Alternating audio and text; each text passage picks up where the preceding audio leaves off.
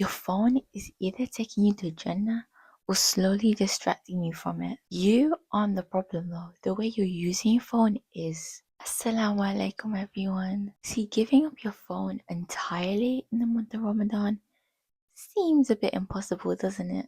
But we can make the effort to reduce it. Let me help you start by building better habits and routines with your phone and be able to create a healthy relationship. One app that helped me reduce my screen time is Opal. And if you're not familiar with it, basically just helps you block out like certain times in a day when you know you're gonna be like doom scrolling, especially like after Maghrib and like you ate your iftar, you prayed, then you just start getting a bit lazy, don't you? It's honestly the same for everyone.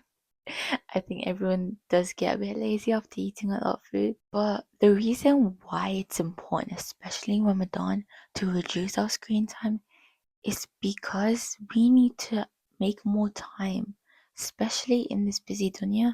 We need to be able to make more time to do our ibadah, to concentrate on Allah subhanahu wa ta'ala without any distraction. Now the rest of this video is going to be about how you can use your phone for good instead of wasting your time. Because like I said, it's almost impossible to just not use your phone for like the whole month. And I do get like, scrolling for a bit, relaxing. And that I do get that because I also do that sometimes.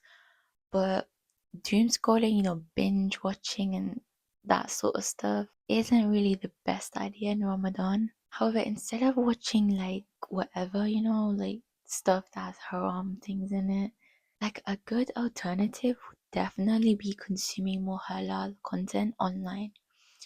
Whether that's watching Islamic videos like mine.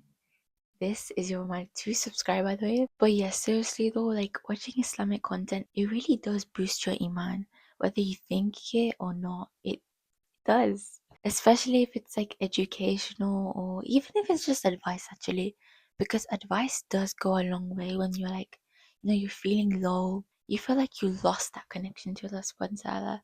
Like your iman is not like that anymore. Then videos like mine can help you, and also like other Islamic YouTubers who do advice as well. But also another thing that I really do recommend is watching Islamic lectures if you guys don't already on YouTube and stuff, and just generally trying to surround yourself online with Muslim YouTubers who try to remind you of the deen.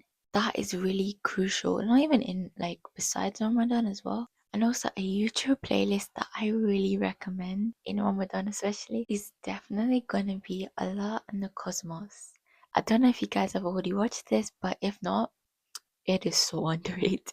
No, seriously, it's really interesting, and the way it takes science into account, trust me, I cannot even explain how transformative that was, especially for my deen. The amount of new things I learned and the way my mind was blown, by the way, you need to be watching this. Like, who wouldn't want to know what else Allah has created beyond this dunya, actually? But yeah, I feel like a lot of us, we are so busy with the dunya, we don't really think about outside the dunya. And I feel like that playlist, it will humble you so much. Genuinely, I felt so humbled. I was like, what am I doing with my life? But yeah, Allah Mubarak to everyone who made that series. It genuinely changed my whole perspective and relationship with Allah subhanahu wa ta'ala. It made it better. And that is something you definitely need in Ramadan. And another thing that I want you guys to start thinking of, especially if you've been wanting to pursue like a creative hobby lately, like you've been, because I know like scrolling can get boring. Scrolling is not a hobby. Like you should have a life outside of just scrolling.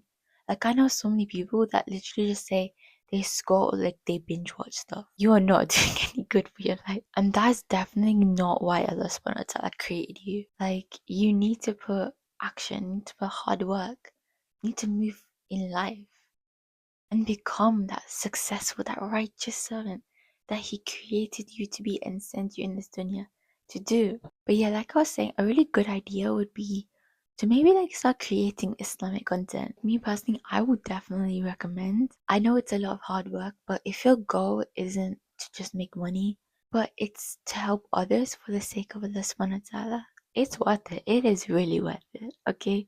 And that's what I've been doing. Like at first I was like, I obviously wanted to make money. And the way I realized too that money should not just be my goal. It should be helping other people for the sake of Allah subhanahu wa ta'ala. Because in a way, sharing advice to help others on the deen, you also internalize it too. And it really made me feel close to Allah subhanahu wa ta'ala. And the reward, every time someone watches it, you get SADAQAH JAARIYAH. And not only do you build the creative skills to design thumbnails, film videos, script your videos, and edit them, but you get HASANAT for every single struggle you went through for the sake of Allah subhanahu wa ta'ala. And even if you don't want to do long YouTube videos, you can go down other routes like YouTube Shorts, Instagram Reels, TikToks, like anything like that. Whatever you think is best and the most beneficial for other people to learn, whatever platform that is, go for it. And if that's something that you don't want to do, then by just sharing Islamic content, you can literally get the reward for charity, for Sadaqah Jariyah. Like, you need to be sharing this video right now. And if you're someone who's quite social, especially online like me, I'm a bit introvert in real life, but online I'm like the most extroverted person, I'm not gonna lie. And for someone like me who loves messaging their friends, if that's also you, then instead of talking about like the latest drama in school or whatever, I would definitely recommend having like those deep, deep conversations with your friends about Islam, with your Muslim friends, of course, because this is the perfect opportunity to show Allah subhanahu wa ta'ala how much you love Him, that you're literally speaking about Him all the time.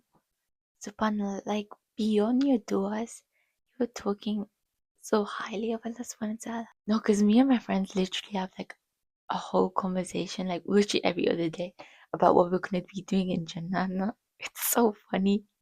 And I know they're watching this video right now, but I'm really grateful for the Muslim friends, especially I have, that make me feel close to Allah subhanahu wa ta'ala by talking about Him with me. But not only Muslim, I feel like even when you speak about Islam to non-Muslims, they will actually hear you out. But obviously do it to a certain extent. Like, don't try to sound like you're being, forceful, especially because Allah subhanahu wa ta'ala literally like strictly said not to force the religion on someone. But at the same time, I feel like we shouldn't have like any shame though about talking about Islam. Because I feel like a lot of people do. But it's like, why? That is literally what you believe. Like, let people hear what you believe in. Like, maybe you can just ask a simple question like, have you ever been curious about something in my religion, like in Islam? Or maybe you could ask them like, oh, you guys like want to know like why we do certain things in the religion? Because maybe, just maybe, you were the means for them to be guided and invited to the religion of Islam. Imagine that. But yeah, may Allah subhanahu wa ta'ala guide all the people that whom we love to the religion of Islam. Ameen. May we all be able to finish Ramadan feeling fulfilled, grounded, and with a knowing of our purpose in this dunya without any distractions now. Ameen. Assalamualaikum. I'll see you in the next one.